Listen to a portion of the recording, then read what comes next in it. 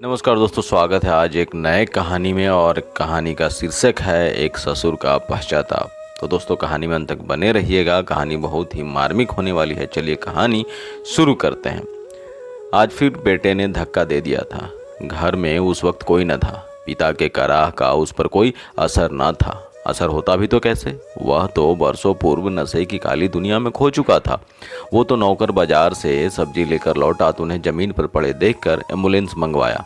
Doctor के बहुत पूछने पर भी वो असलियत कह न सके। उन्हें कुछ दिनों तक नर्सिंग होम में ही रहना था। 70 की उम्र में हड्डियां कब आसानी से जुड़ती हैं। अपने ही पुत्र के किए पर आंखें नम थी और दिल भरा भरा सा था।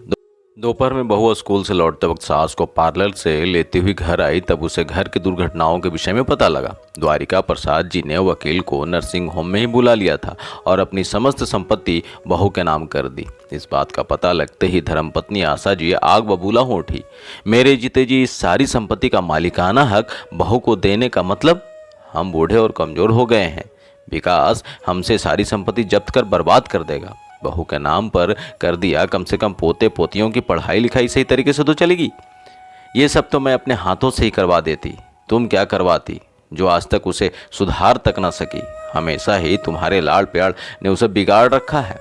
जब पहली बार सिगरेट पिया तब थप्पड़ ना जड़ा सकी।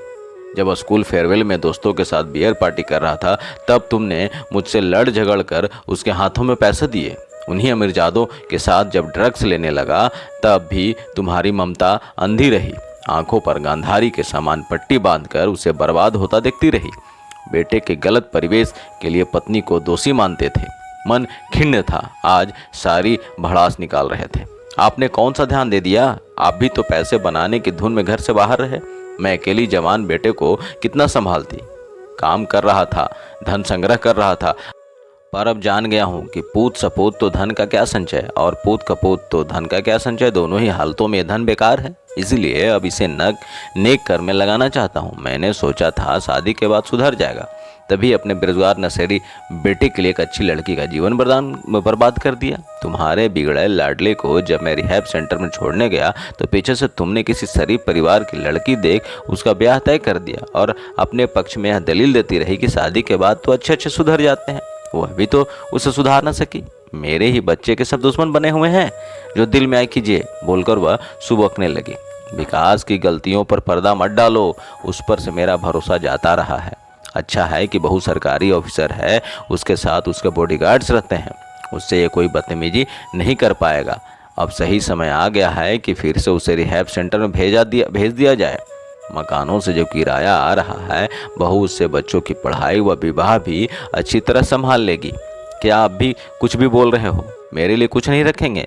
मेरा पेंशन तुम्हारे खाने पहनने व पार्लर के लिए काफ़ी होगा। थोड़ी शर्म करो आशा, एक लड़की क्या क्या ख्वाब लेकर ससुराल आती है। हमने छिपरा को दिया ही क्या? एक ड्रग्स के नशे में डूबा इंसान। अब तुम्हारी यही सजा है कि तुम बहू को संपत्ति का एकाधिकार दे दो।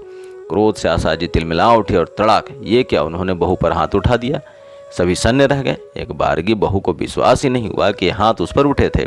चुपचाप कमरे से निकलकर सरकारी आवास पर जाने के लिए सामान पैक करने लगी। जब तक सब रोकते उसने घर छोड़ दिया था। आशा जी ने सपने भी न सोचा था कि गलत सही ढंग से जमा राशि इस तरह उनके हाथ से निकल जाएगी। हार कर आशा जी ने छिपरा के आगे हाथ पांव जोड़े और उसे मनाकर घर ले आई। बेटे के अंदर भी बहू के लिए सम्मान था, क्योंकि जेब खर्च वही देने लगी थी। सास ससुर भी कुछ सुरक्षित महसूस करने लगे थे। अब पैसों के लिए विकास ने उन्हें परेशान करना छोड़ दिया था। उसे विश्वास हो गया था कि जो मेरी पत्नी का है वह मेरा ही है। यह वसीयत का न था बल्कि एक ससुर का पश्चाताप था। एक पढ़ी लड़की को अपने नालायक बेटे से विवाह कराने के उपरांत उनकी आत्मा उन्हें धिक्कारती रहती थी, जिसके कारण वह इस नतीजे पर पहुंचे थे। अब घर में सब कुछ तो नहीं बदला था, पर एक ससुर की आत्मा को कुछ हद तक शांति मिली थी। उनके हाथों हुए अपराध की कोई माफ़ी नहीं थी, पर वह तड़प जो बहू के निर्दोष चेहरे को देखकर उठती थी और उन्हें ग्लानि में डुबोती थी, वह शांत हो गई थी।